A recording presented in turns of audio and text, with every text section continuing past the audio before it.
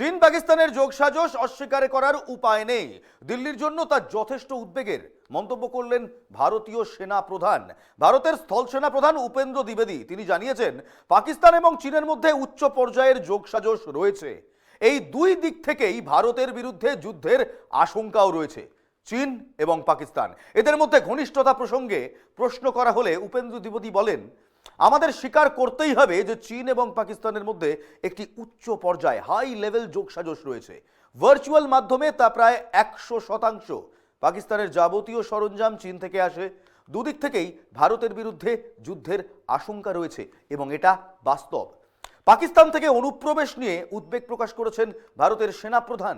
তিনি বলছেন, গত বছরে কাশ্মীরে যতজন জঙ্গিকে হত্যা করা হয়েছে তাদের মধ্যে 60%ই পাকিস্তানের নাগরিক। ফলে প্রতিবেশী দেশের কাছ থেকে অনবরত বহিরাগত হুমকির সম্মুখীন হচ্ছে আমাদের ভারতবর্ষ। তার কথায়, নিজেদের চরমপন্থার কারণেই আজ ভুগছে পাকিস্তান।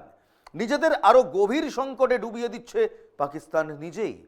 আমরা পাকিস্তানের স্থিতাবস্থা চাই, পাকিস্তানকে জঙ্গিদের ঘাঁটিতে পরিণত হয়ে যাক সেটা ভারত চায় না।